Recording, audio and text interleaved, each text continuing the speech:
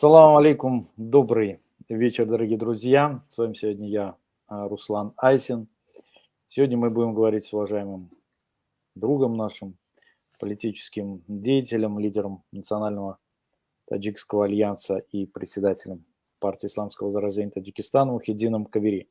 Мухиддин Аке, ассаламу алейкум. Алейкум салам, добрый вечер, Руслан, и всем друзьям, слушателям.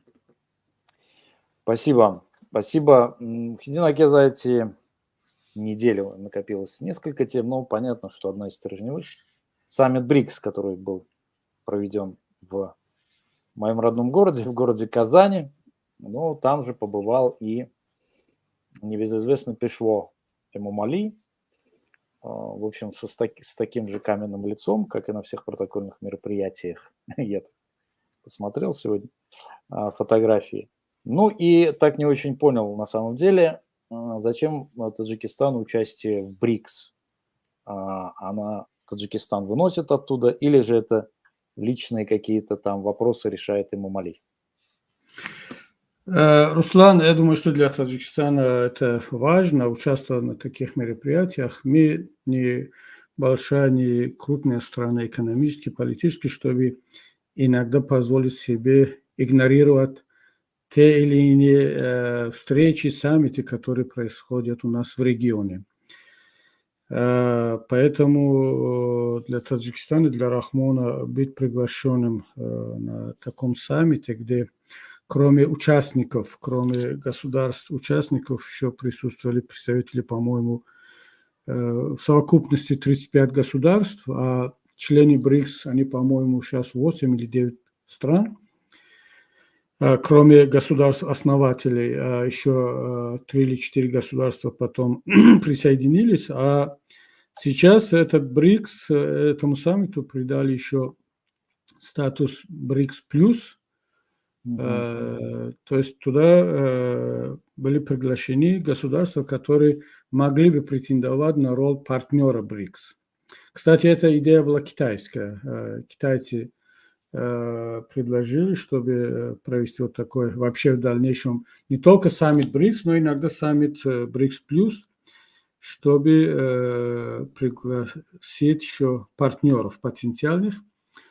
А раз приехали лидеры 35 государств, это означает, что это хорошая возможность для всех участников, не только для России, как принимающее государство, но и для Рахмона, для того, чтобы еще раз повторить то, что он сказал в Генеральной Ассамблее ООН.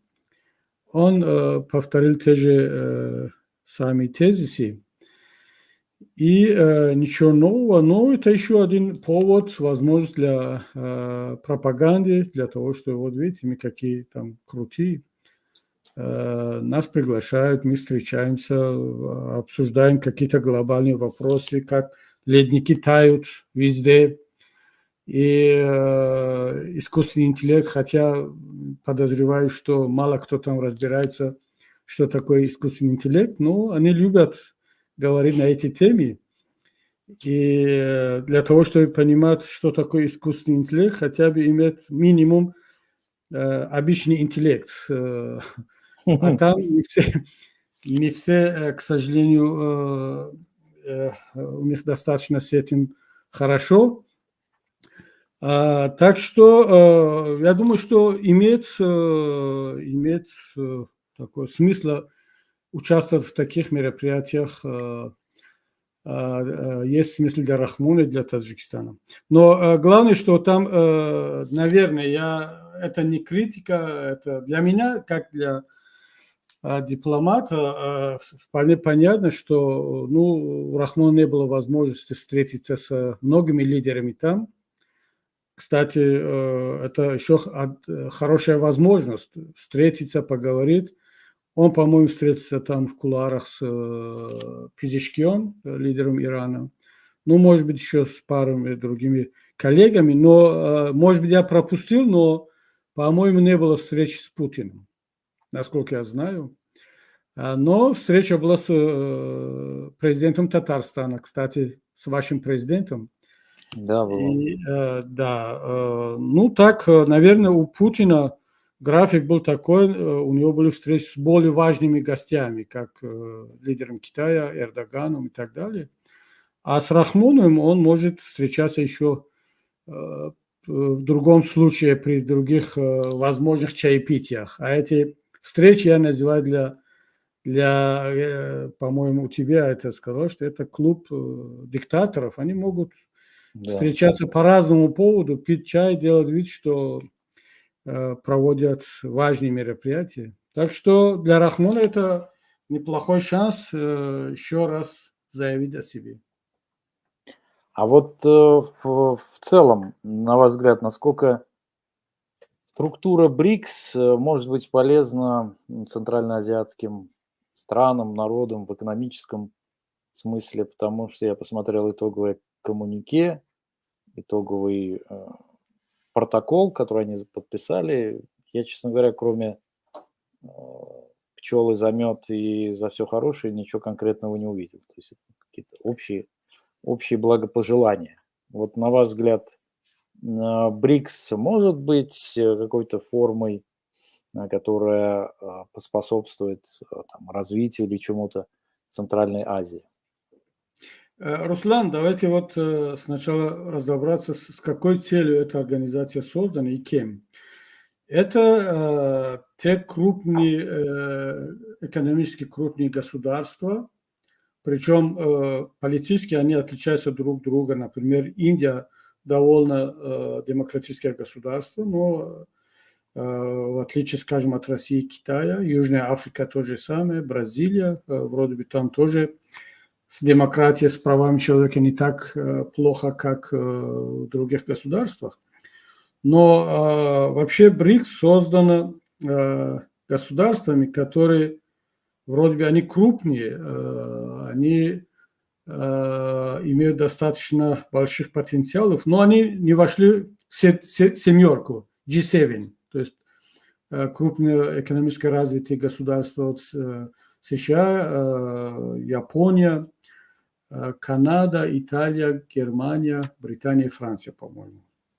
Да. То есть эта семерка, по-моему, раньше там была восьмерка, Россия. Россия была, да. Да, была там.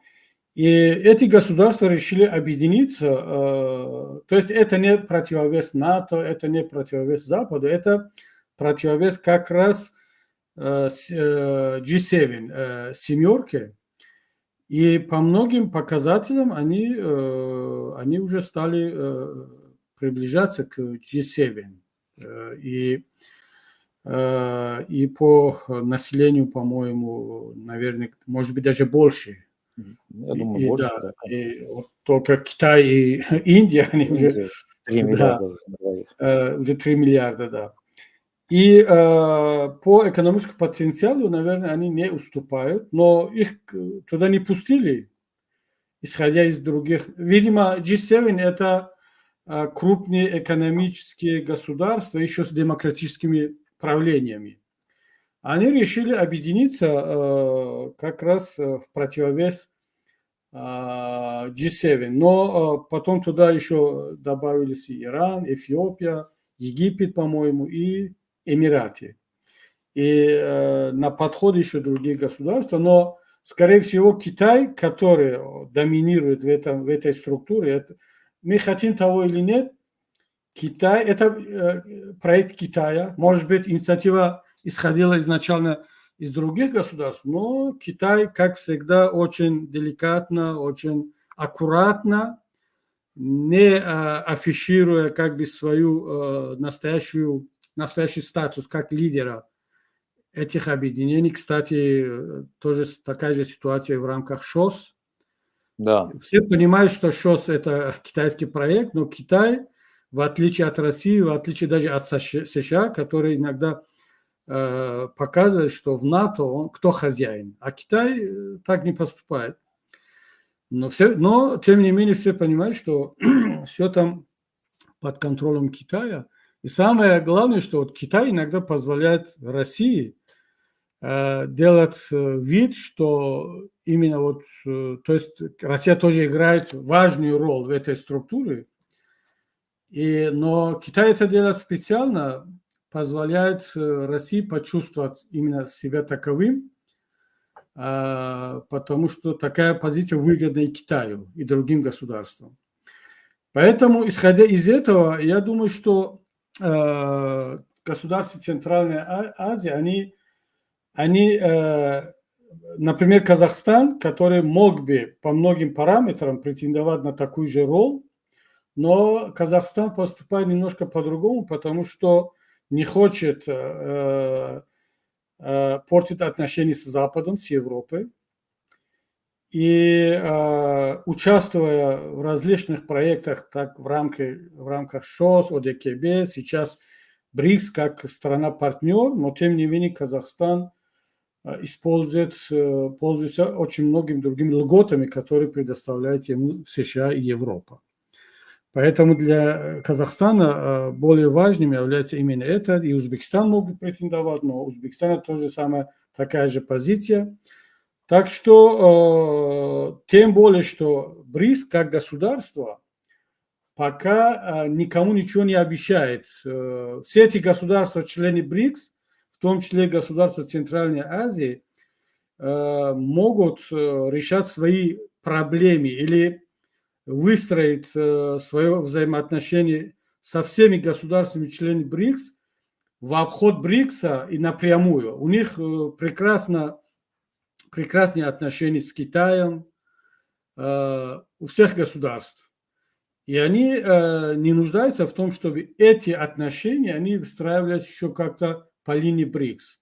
Достаточно еще, достаточно программа, китайская программа «Один пояс, один мир», да, и другие двусторонние форматы, многосторонние двусторонние форматы. Поэтому БРИКС, скорее всего, создан для того, чтобы как-то скоординировать свою внешнеэкономическую политику, но пока они не имеют такого четкой экономической политики. Я не знаю сейчас, как работает банк, который был создан участниками БРИКС. Когда-то они анонсировали этот проект и объявили об учредительном фонде более $1 миллиарда. Я просто не в курсе сейчас, но то, что в Казани они показали банкноту БРИКС, но пока это только, ну, скажем так, желание, никакими конкретными деньгами, проектами это не закреплено. Никто не собирается сейчас отказываться от доллара и от евро. И пока вот, поэтому Республики Центральной Азии, у них нет такой иллюзии, что могут извлекать из БРИКСа чего-либо еще больше и лучше, чем двусторонние отношения. При этом, насколько я понимаю, сейчас Китай становится главным инвестором в Таджикистан. Или же он более... Нет, он давно стал уже, не становится, а Китай является уже главным инвестором, поэтому Рахмону, например, участие в БРИКС, там, где есть Россия, это хорошо, это выгодно, но это не так важно, как, скажем, во всех проектах, которые уже, они чисто китайские. Поэтому, кстати, вот я наблюдаю за поведение всех государств, членов БРИКСа, ШОС и так далее. Мне кажется, что, Руслан, что все они заинтересованы, чтобы Россия была слабым государством. И Путин был слабым. Несмотря на то, что они стараются по всякому поводу показывать свою солидарность, поддержку. Вот, например, своим участием в БРИКСе они показали такую поддержку, объединенную поддержку России. И России это очень нужна сейчас. Но, тем не менее, мне кажется, что они не менее заинтересованы в слабости России, чем Запад. И это дает им очень много, скажем, они извлекают из этого очень много выгоды, в том числе и Китай. И даже Рахмону это выгодно, он может позволить себе, например, как это он сделал в Астане, критиковать Путина при этом понимая, что Путин, слабый Путин нуждается в таких личностях, как Рахмон, как Лукашенко и так далее. Рахмон не мог позволить себе такое сказать и так вести себя по отношению к России, к Путину, скажем, до войны, до украинской войны. А сейчас слабая Россия, изолированная Россия, и они все понимают, и все они заинтересованы. Кто-то выкачивает более дешевую нефть, потому что России надо нефть и газ где-то сбить. И Россия должна платить этим государствам за лояльность, за поддержку. Поэтому все заинтересованы. Это наблюдается не только в рамках БРИКС и во всех других аспектах. Ну вот здесь наши зрители спрашивают, есть ли какая-нибудь реакция таджикских властей по поводу притеснения мигрантов таджикских. Я вот приведу небольшой пример. Недавно у меня был разговор с одним своим товарищем. Он занимается строительным бизнесом, и они сейчас получили субподряд большой в Татарстане. Строительство жилых домов, кварталы. Казань состраивается так серьезно. Проблема, и он ко мне обратился, значит, чтобы я каким-то образом помог, навел на представителей диаспоры. Нету людей. Работать нету, некому работать, говорит. Укладчики, каменщики, ну и так далее. Хорошие там условия предлагают. Некому, говорит, местные не идут работать, ну или там права качают, или не устраивают их деньги, соответственно. Обзваниваем, говорит, тех, кто там узбеков, таджиков, кыргызов, которые раньше работали, да, ну, у которых есть база данных, они все разъехались. Все разъехались, ну или, говорит, задействованы в других проектах. И насколько я видел, власти Кыргызстана просили, или сейчас нет Узбекистана, я извиняюсь, заключают с Россией специальный какой-то меморандум, договор, что они будут каким-то образом сертифицировать своих граждан для отправки их в качестве вот трудовой силы. А вот что на этом, соответственно, на поле происходит, и вот вопрос нашего зрителя, реагирует ли как-то власти? Я думаю, что, Руслан, ситуация будет еще усложняться, и я не знаю, кто от этого больше проиграет. Россия, российский бизнес, где вот не хватает рабочей силы, или наши мигранты. Мне кажется, что обе стороны проигрывают, потому что, несмотря на войну, экономика России одна считается сейчас, на данный момент, одной из самых развивающихся. Я не помню сейчас процент, но МВФ дает хорошую оценку, потому что все-таки военно-промышленный комплекс начал заработать в условиях войны, а это, как всегда, помогает экономике, потому что рабочие места, зарплату и свободные деньги, которые где-то лежали в каких-то особых счетах, они вкладываются в войну. А это в любом случае возвращается в экономику. И поэтому я не удивлюсь, если вот ты сказал, что Татарстан развивается, там обустраиваются стройки какие-то, не хватает даже рабочих рук, это понятно. Но опять Россия ввела недавно на границе такую процедуру, хотя для Европы это обычная процедура, снимать отпечатки пальцев для мигрантов. Это я понимаю, что это для обеспечения безопасности, для того, чтобы предотвратить какие-то правонарушения и так далее. Но это создает дополнительные проблемы для мигрантов, особенно для таджикских. По статистике, это те лица, которые были выявлены только за 1 год, 5000 человек попытались каким-то образом возвращаться в Россию, меняя документы у себя. Там, наверное, не подделывая, а получая новые паспорта, новые документы, меняя как имя, фамилию и так далее. То есть после этого вообще это исключается. И многие, даже вот не хватает рабочих рук, многие не могут попасть повторно в Россию, тем более, что сейчас депортируют по разным причинам, даже по каким-то мелким нарушениям, там кто-то не оплатил там, за газ, за электричество или штраф, и депортируют, поэтому думаю, что с этим будет еще больше проблем. Но как Россия решает нехватку рабочих рук, я не знаю. Наверное,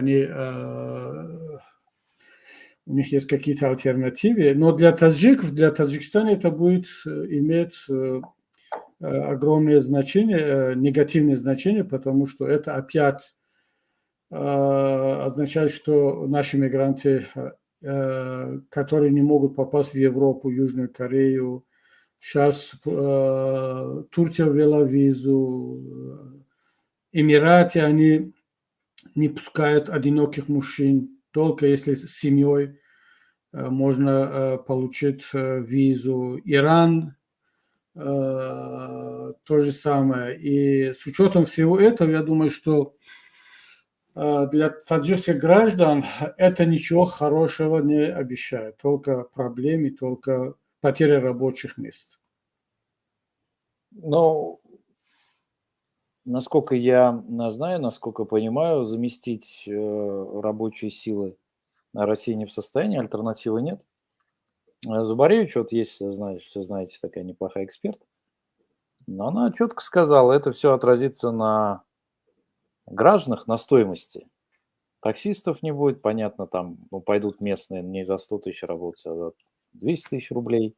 Квартиры, соответственно, будут дорожать, потому что стоимость просто услуг будет повышаться, ну и так далее. То есть это все за счет граждан, но плюс ко всему, так или иначе, деваться некуда будет, даже наиболее экономически развитые страны, даже с большим количеством населения.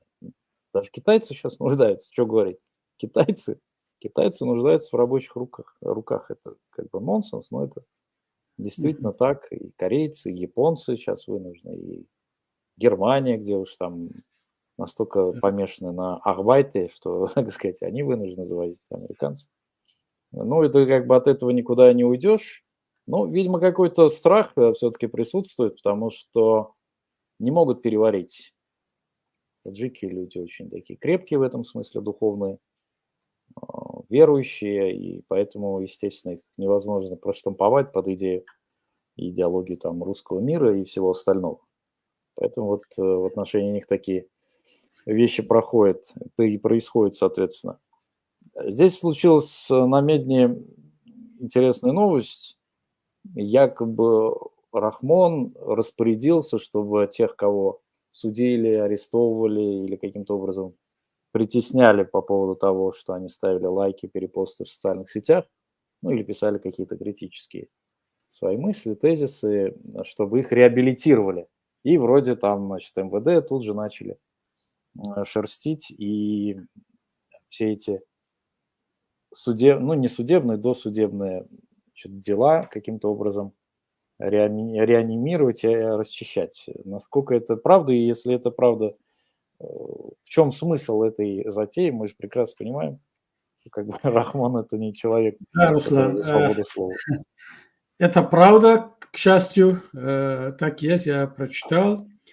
И это, кстати, хорошая новость, что наконец-то Рахмон об этом сказал. Видимо, все эти заявления, резолюции международных организаций, все-таки дипломаты поднимают на разных уровнях.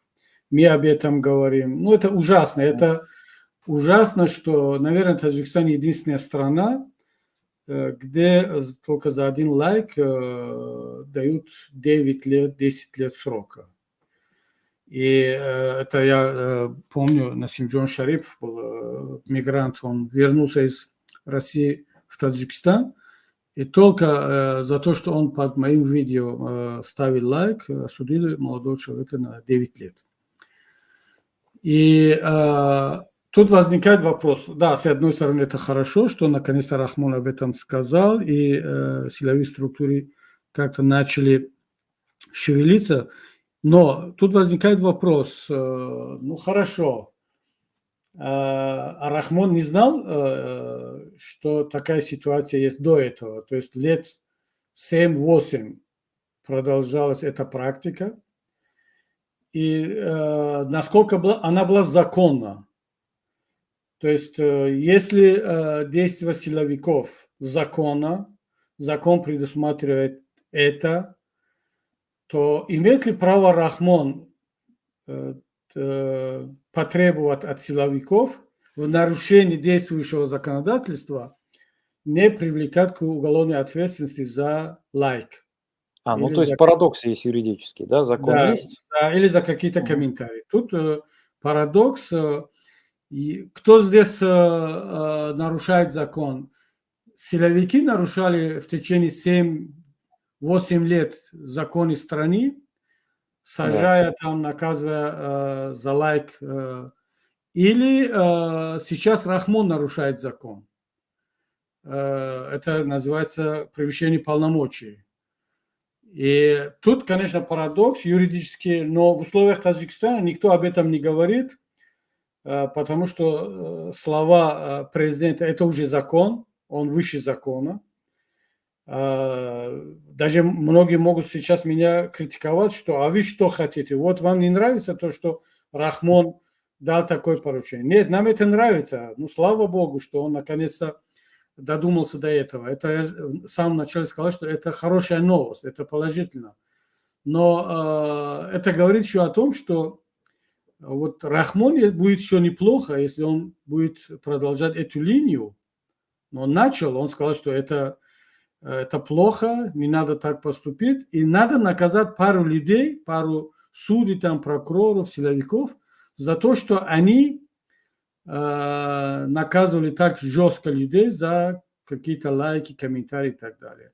Вот тогда можно было сказать, что вот, да, Рахмон был не в курсе того, что в течение этих лет он просто не знал, что сажают людей за какие-то лайки. Но получается так. Он вначале, например, как это было, когда мы были еще в Душанбе, каждый вечер, это был уже как сериал, по центральному телевидению показывают какой-то, ну, как задержали одну мулу там, одну там, обязательно религиозного человека, которому подсунули там женщин, снимают на Да-да, это камеру одно для того, время чтобы, было, да, я видел. дискредитировать духовенство, ислам, нашу партию. И каждый вечер вот люди просто сидели возле телевизора, давайте посмотрим, что сегодня покажут. Это продолжалось вообще во время предвыборной кампании несколько месяцев, а может быть даже и больше, год. И потом вдруг Рахмон, якобы, как будто он не в курсе, он не знает, что это аморально, это плохо, это против всякой этических норм, морали и так далее, публично дает поручение, что прекращайте вот эту такую практику. И телевидение, и силовики прекращают показывать по центральному телевидению эти видеоматериалы. То же самое сейчас. То есть он делает вид, что он был не в курсе, он не сторонник таких аморальных действий и таких противозаконных действий со стороны силовиков и гостелерадио. И он тут выступает в роли такого лидера, Чаноби Оли. да, Джаноби Оли, что который вот он заботится о чистоте нравов, морали и так далее. Вот сейчас то же самое история повторяется. Они 9 лет, 8 лет сажают людей по 10, по 9, по 11 лет за какие-то лайки. И после того, как международное сообщество об этом говорит везде, вот мы недавно сказали об этом в рамках ОБСЕ, вот в Варшаве, 2 недели тому назад, кстати, там было очень много критики в адрес Таджикистана, именно вот приводя такие факты. И Рахмон опять выступает в роли такого защитника прав граждан, дает поручение силовикам, что, чтобы они прекращали вот такие, практиковать такие жесткие наказания. С одной стороны, конечно, это хорошо. Это говорит о том, что все-таки вот наши действия, там, заявления, встречи с международными организациями, с дипломатами в конечном итоге дает результат. Но, с другой стороны, это показывает парадоксальное поведение Рахмона и вообще всей системы в таких случаях. Нас просят все-таки ваше мнение относительно того, почему таджикские власти ведут себя столь беззубо в защите интересов граждан Таджикистана в России. У нас не было вообще в истории нашей государственности, особенно в период Рахмона, вообще вся история нашей независимости – это период Рахмона. Период Рахмона, по сути. Да, у нас другого просто нет, чтобы таджикская власть, она каким-то образом защищала интересы собственных граждан за рубежом. Ну, просто этого нет у нас. И тем более мигрантов, которых Рахмон вообще не считает за людьми, за собственных граждан. И потому что Рахмон, у него, не знаю почему, откуда у него такая патологическая ненависть к мигрантам, может из-за того, что все знают, все об этом говорят, что таджикский мигрант – это главный кормилец в стране. То есть не пешво там, не пасво, не кто-то другой, а именно обычный мигрант. Поэтому, хотя я не являюсь сторонником каких-то памяток ставить кому-то и так далее, это только в исключительных случаях. Но я еще в Душанбе об этом сказал. Я не помню, когда кому-то ставили памятник, я сказал, что если кто-то в Таджикистане заслуживает памятника в центре Душанбе, то это обычный мигрант. Должен быть такой символ. Простой мигрант, там, не знаю, с лопатой, там, с веником, он должен быть в центре Душанбе, потому что экономика Таджикистана, вообще-то нашу государственность сейчас обеспечивает именно этот бедный мигрант, бесправный. Отправляет ежегодно в 2-3 раза больше денег, чем госбюджет страны. Это вообще уникально во всем мире. Кстати, Таджикистан – это страна на первом месте по уровню мигрантских денег по отношению к внутреннему валовому продукту. То есть мы на первом месте. Да? Да, мы на первом месте, поэтому Рахмон просто запретил опубликовать эти цифры. До 2012 или 2011 у нас была возможность. Нацбанк каждый год опубликовал, сколько денег мигранты отправляют. Потом Рахмон внес этот вопрос в список секретной информации, потому что просто это некрасиво. Тогда он не может ничем хвастаться. Скажет, любой эксперт, гражданин скажет, что извини, ты считаешь себя кормильцем таджикского народа, но вот обычный мигрант, он есть наш кормилец. Поэтому у Рахмона вот такое отношение к мигрантам, и он не собирается дальше их защищать. Тем более, где в России, как он может защищать Рахмона, мигрантов, и требовать чего-либо у Путина или у российских властей. То есть это равно тому, что любой таджикский гражданин, если начинает качать права в Москве, милиционер или там сотрудник миграционных служб, у них реакция обычно: ты еще права качаешь, таджик, у тебя хватает смелости со мной так разговаривать. То же самое и Рахмон. Да, он иногда может такое себе позволить, но что касается мигрантов, никогда такого не было. Тем более, вот я помню, была пресс-конференция Путина и Рахмона, когда они прямо вот перед публикой, перед журналистами говорили о разных цифрах. Рахмон говорит о 600 тысяч таджикских мигрантов. Тут же Путин его поправил, сказал, что нет, это 1 200 000. То есть и Рахмону нечего было ответить, он замолчал. Так что вот такая ситуация, почему Рахмон не может и не готов защищать интересы собственных граждан в России. Спасибо. Нас также просили, чтобы мы адресовали вам вопрос общего характера, но как бы там ни было. Что происходит на Памире в Бадахшане? Вот общая ситуация, ведь совсем недавно, ну как недавно, по историческим меркам были там и волнения, мы знаем, и репрессии, и в России даже, да, памирцев, я знаю, арестовывали по запросу рахмоновских спецслужб. Мгм. Да, Рахмон недавно побывал еще в Хароге, и не только в Хароге, в других районах Горно-Бадахшанской автономной области. И там его встречали опять местные чиновники, выводили там детей, женщин, танцы, пляски. То есть он приезжает туда, как будто не было и этих погромов, не было этих убийств, массовых убийств памирцев. И, знаете, это похоже на то, что, вот, скажем, Гитлер, если бы он посещал других государств, которых он там убивал, там захватывал и так далее, отношение Рахмона к памирцам вообще всегда был таковым. Но там есть местные чиновники, люди, которые на этом зарабатывают, они создают такую атмосферу, что он там желанный гость. На самом деле это не так. И многие памирцы, они чувствуют себя оскорбленными этим, потому что еще эти раны психологические, эти раны, они еще живые, люди помнят, что было там год назад, 2 года тому назад. Тем более, что сейчас в тюрьмах сидят огромное количество памирских активистов, начиная от журналистов, там, юристы.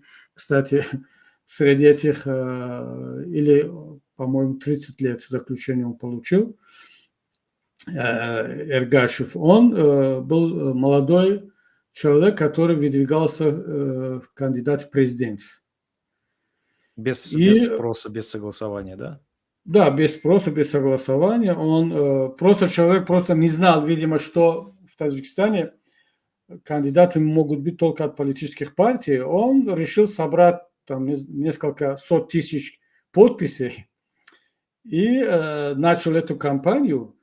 Очень образованный юрист, молодой, но просто хотел нарушать эти стереотипы. Он знал, что его не зарегистрируют, но он хотел просто воспользоваться своим правом конституционным и сломать эти стереотипы, но ему не то, что не позволили, еще дали понять ему и молодому поколению, что в Таджикистане так поступить нельзя. И он был выходцем из Памира, из Бадахшана, и он сейчас сидит в тюрьме по максимуму. Кстати, еще один момент. Рахмон, выступая в Генассамблее ООН, и повторял эту свою инициативу в Казани во время БРИКС, и попросил коллег по БРИКСу, чтобы они поддержали его инициативу, которую он озвучивал в ООН, что объявит в рамках ООН десятилетие будущее ради молодого поколения и так далее. То есть, так абсурдно все это звучит. Он заполняет таджикские тюрьмы этой же молодежью, и в том числе этот молодой юрист, молодой кандидат в президенты получает максимальный срок, а он выдвигает на международном уровне такую инициативу будущее ради, мир ради будущего поколения или что-то похожее на это.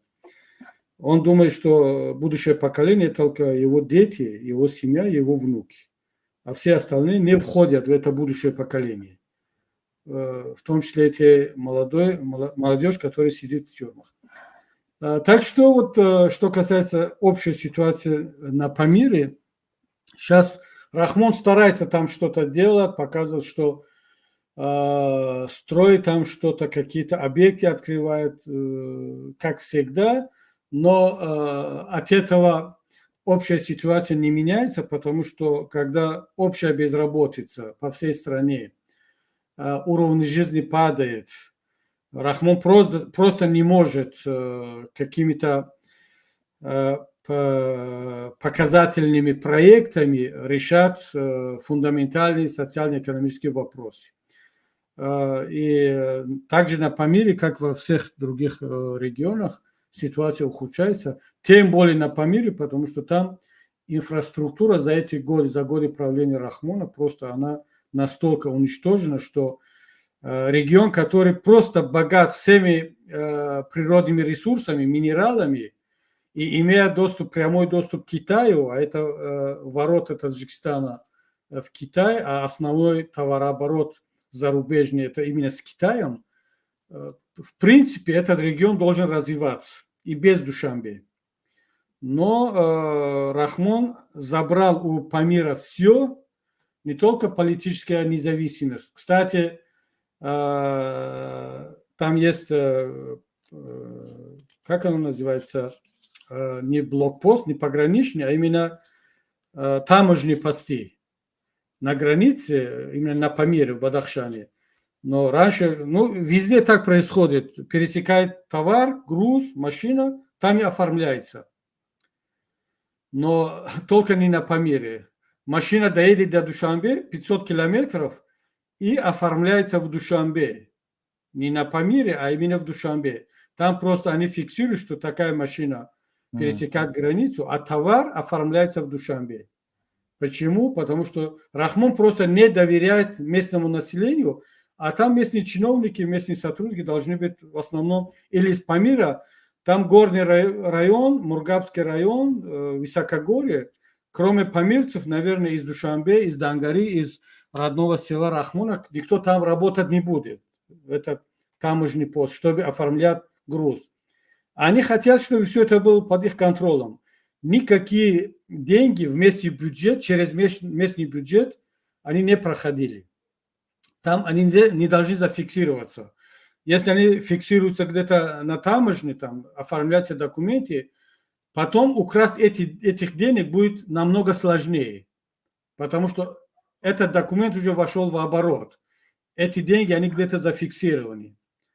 Но они фиксируют только машину, только не товар. А товар оформляется в Душанбе, а там сидят люди Рахмона. Понимаете, в чем дело? И потом получается в результате как? Я был депутатом парламента, когда мы обсуждали какой-то законопроект, и глава таможенного комитета говорит, что за прошлый год мы получили из Китая товары на сумму там 700 миллионов долларов.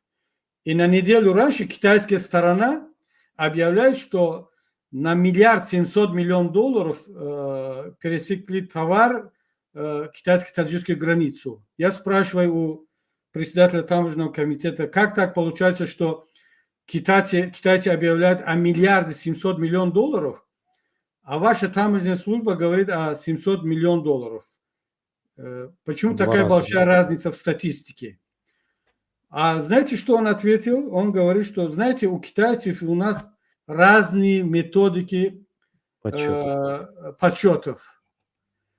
Вроде бы и в Китае, в Таджикистане дважды два – это 4. Математика, она на всех языках одно и то же. Но для них получается, что вот просто так, только с Китаем, 1 миллиард долларов за один год просто исчез. Вот почему они не хотят оставить эту статистику, эти документы на Памире, потому что они не доверяют местным сотрудникам. Да, но за счет этого Гюмрука они тоже, видимо, хорошо обеспечиваются, да, потому что откуда еще деньги брать? Ну вот с населения, с мигрантов и вот с Гюмрука снимать. В общем-то, для этого ничего производить не нужно, просто пошлинами облагаешь. А вот Мухиддин Аке, насколько я помню, тоже мы, по-моему, с вами обсуждали, что и фонды, и структуры Агахана тоже уходят оттуда, или он выдавил Рахмона, а все-таки эти фонды там серьезные деньги вкладывали и в образование, и в социальные какие-то проекты.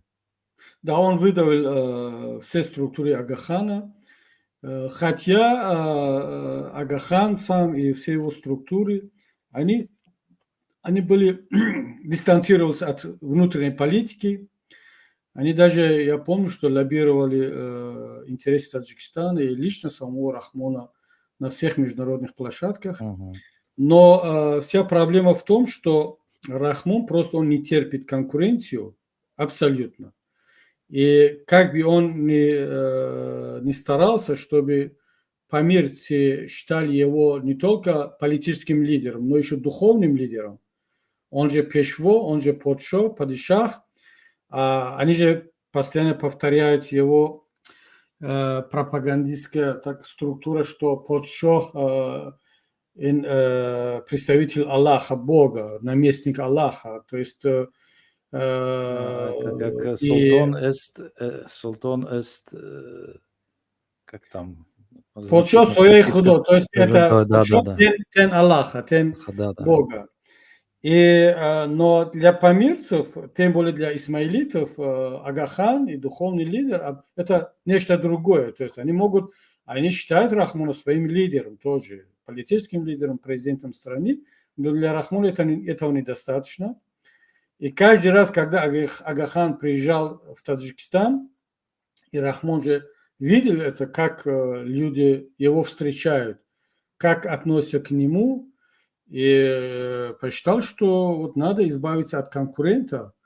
И для него, для Рахмона, чтобы все граждане Таджикистана во всех уголках страны считали его не только президентом страны, но и духовным лидером, то есть вождь, там, не знаю, все что угодно.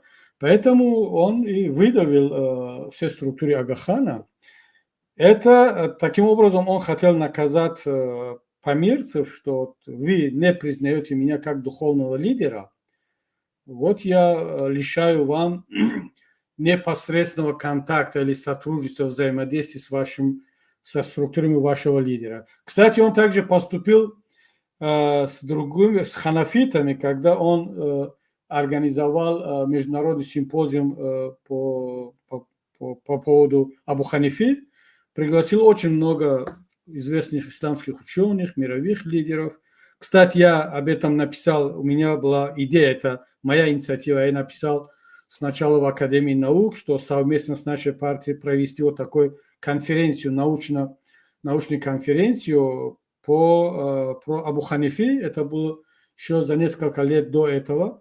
И тогдашний президент Академии наук, и особенно академик Диноршоев, покойный, он пригласил меня, сказал, что идея хорошая, очень полезная.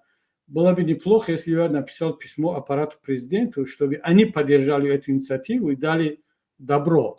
Тогда мы организуем эту конференцию. Я написал главе администрации президента, почему считаю, что это такая инициатива пойдет на пользу Таджикистана. Это как раз противодействует радикализму и экстремизму, когда ханафитское течение, ханафитский мазхаб будет развиваться в Таджикистане.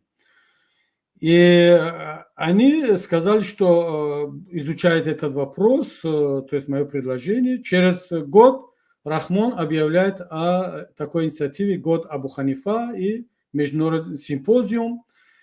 И это было в 2009 году. И все хорошо, у него хороший имидж, народ поддержал эту идею, все в радости, что вот наконец-то Абу Ханифа и наш мазхаб получил такой статус в стране. Все довольны. Кстати, Рахмона хвалили за это. Я помню, я ездил за границей, встречался с исламскими учеными. Они все были как бы такой в позитивном духе, что вот Рахмон поступил правильно. И через год у нас парламентские выборы в Таджикистане. Видимо, Рахмон рассчитал на то, что вот он провел симпозиум Абу Ханифи, и народ, мусульмане будут поддерживать его партию. И тут народ голосует за нашу партию. За исламскую партию, не потому, что мы ханафиты, не только из-за этого. У нас была другая программа. Мы привлекли очень много молодежи, женщин и так далее. Но Рахмон решил наказать таджикский народ и духовенство, и вообще мазхаб Абу Ханифа. Он запретил мечети, и медресы, и хиджаб, и все, что касается исламских ценностей, и особенно ханафитского мазхаба.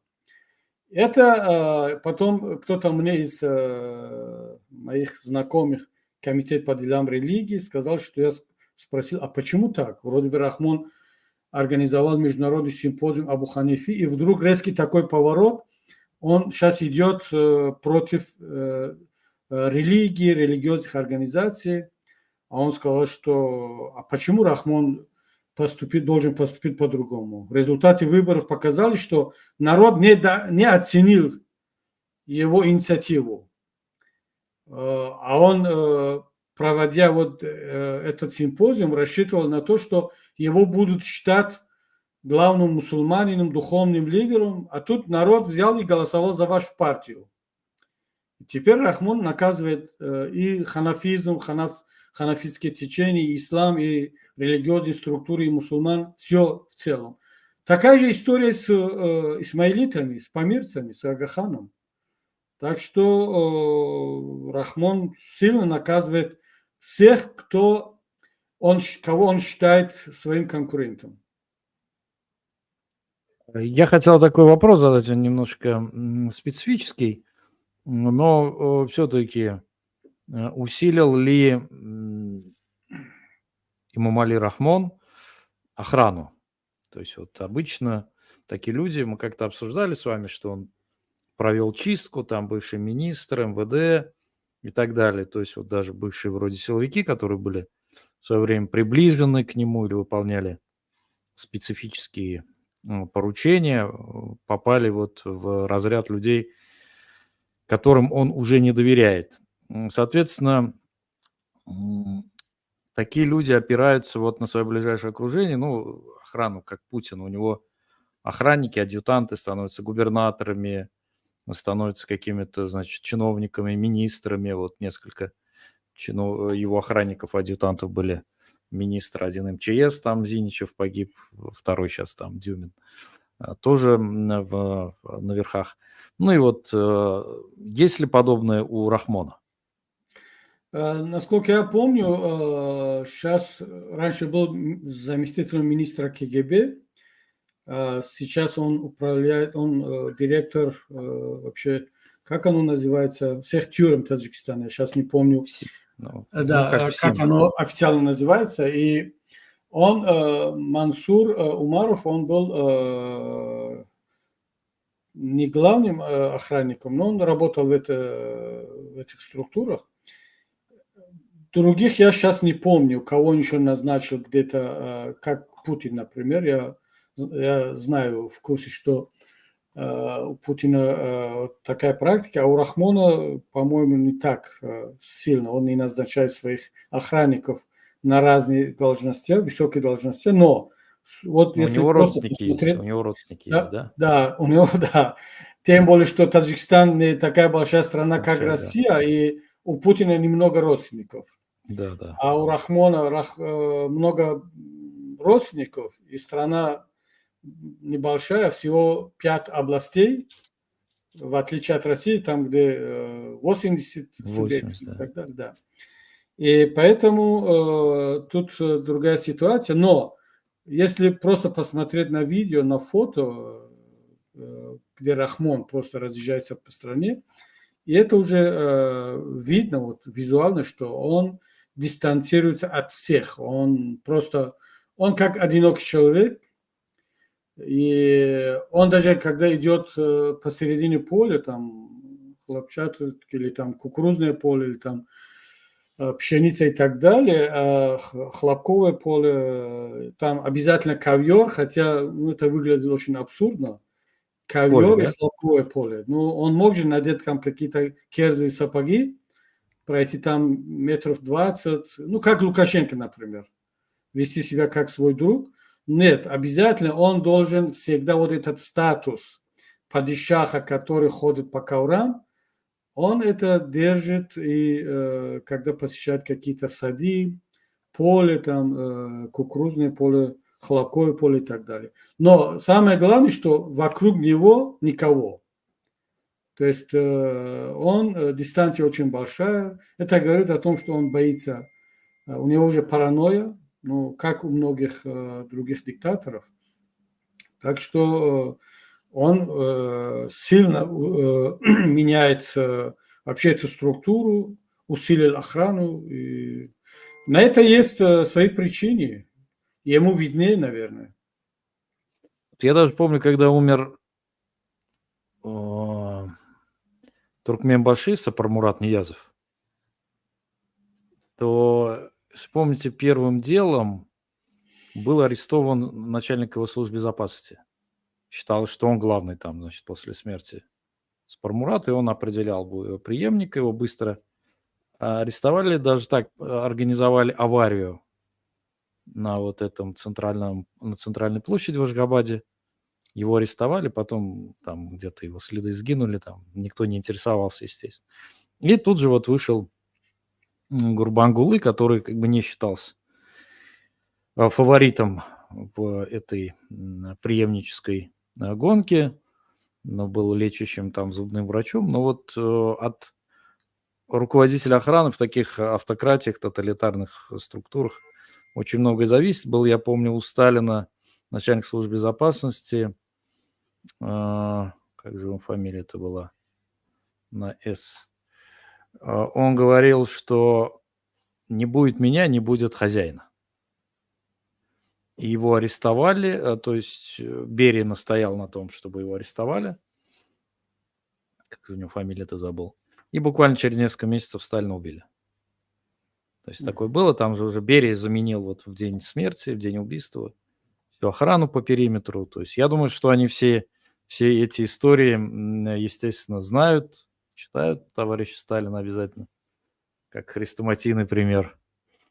Вот. И, естественно, понимают, что от охраны очень многое зависит. Может отравить там, кто его знает. Да. Вот. Да, ну, я думаю, что у Рахмона чувство, такой инстинкт самосохранения очень хорошо развит, иначе он не оставался в власти так долго. И тем более, что он никогда вокруг себя близко не пропускает таких независимых личностей. Насколько я знаю, вот даже в силовых структурах, в министерствах он назначает людей, которые, ну, в лучшем случае, когда вот нормальное государство, они могли бы потянуть только на начальник управления там или отдела, даже не замминистра. Но он назначает таких людей, которые... Почему они держатся за него? Потому что они понимают, что после него у них нет будущего. Просто они не могут претендовать больше ни на что.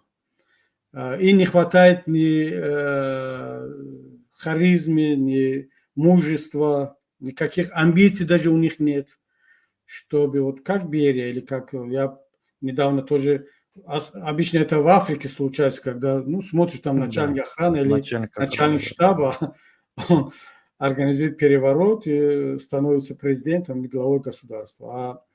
Потому что там в этих структурах они обычно назначаются люди с харизмой, там, с каким-то с волей. Да. А вот у Рахмона нет. Он всегда подбирает таких людей, которые просто не имеют свое «я». У них нет этого. И причем он таким образом довольно вот удачно управляет государством, потому что обезопасивая себя, свое окружение, но то, что это против государства, там, государственных интересов, что эти люди, они просто не могут на должном уровне управлять государством, это уже другой вопрос. Да. Спасибо, да, вот нам подсказывают, Власик фамилия, да, конечно, товарищ Власик. Что ж, Мухиддин Аке, спасибо вам большое за интересную беседу, много что мы узнали, почерпнули, и я думаю, что мы дальше будем, соответственно, общаться, встречаться и обсуждать, где-то, может, направлять людей, потому что очень многие пишут с большим уважением к вам, считают, что именно вы, да, достойны того, чтобы быть лидером свободного Таджикистана, как говорится, Азади Таджикистан. Так что, я думаю, мы, иншаллах, да, Руслан, доживем до этих конечно, славных спасибо. времен. И всегда приятно слышать, ну, всем приятно Мы же тоже люди слышат такие комплименты в свой адрес, но я хочу сказать, что в Таджикистане очень много других достойных лидеров, личностей, которые могли бы стать лидерами. И нация, которая не имеет минимум 50-100 человек, там, лиц, которые могли бы стать главой государства, там, министры, премьер-министром, но это в современном мире это не нация, это там племени какой-то или Да, группа людей. Поэтому я считаю, что несмотря на то, что Рахмон загнал многих в тюрьму, выдавил многих за рубежом, но все-таки в стране, как внутри, так и за рубежом, очень много достойных людей, которые могли бы стать лидером государства. Но так получилось, что сейчас более-менее вот именно я разговариваю, еще пару других людей, но это не говорит о том, что это только есть мы, больше никого нет. Очень много других достойных людей. Слава Аллаху. да, бесспорно, таджики очень народ образованный, талантливый, мы знаем из истории, я просто как историк могу это констатировать, и то, что сейчас происходит, это, конечно, вина как раз Рахмона и его сподручных. Он сознательно делает все, чтобы люди не получали образование, не жили достойно, да, то есть не тянулись к знаниям. Вот это как бы его целенаправленная политика. В общем, человек как был, наверное, председателем колхоза, нисколько не умаляя эту должность, да, но это все-таки человек, который вот не видит дальше от своего поля, как вы сказали сегодня, с красной дорожкой. Это, видимо, вся широта охвата этого человека. Ну, я думаю, что, иншаллах, так или иначе, у всех жизненный путь заканчивается, и диктаторы пожилые тем более. Руслан, если позволишь, я просто вот таджикам, у тебя я знаю, что немало, часть аудитории это таджики, и хочу просто им сказать, если позволишь, что вот Руслан, несмотря на то, что он сейчас в Европе, много работ у него, это меня радует, что он вместо того, что изучать язык той страны, где он находится в Европе, он еще изучает таджикский язык.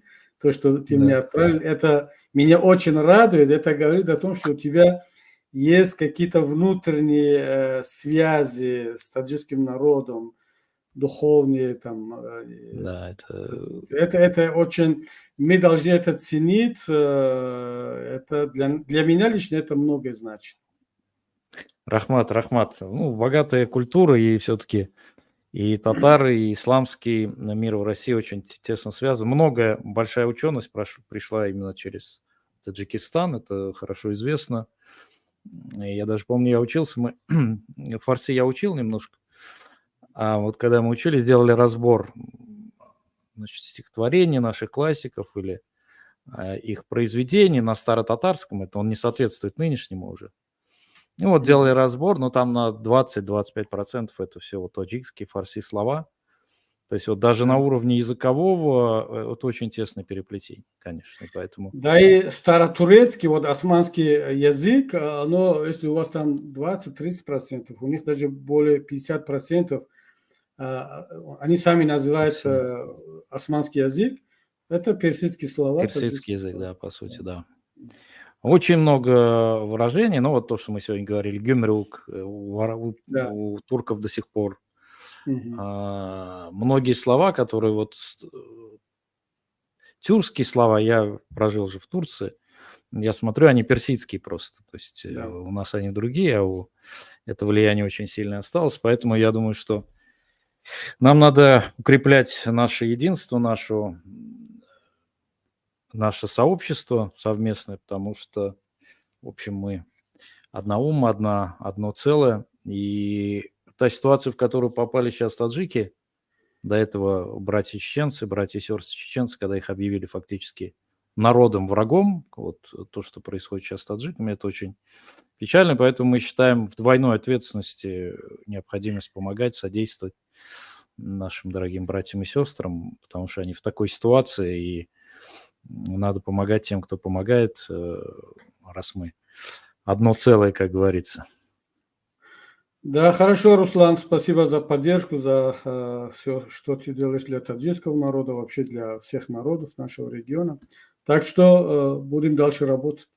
Иншаллах. Спасибо. Салам Иншаллах. алейкум. Салам алейкум.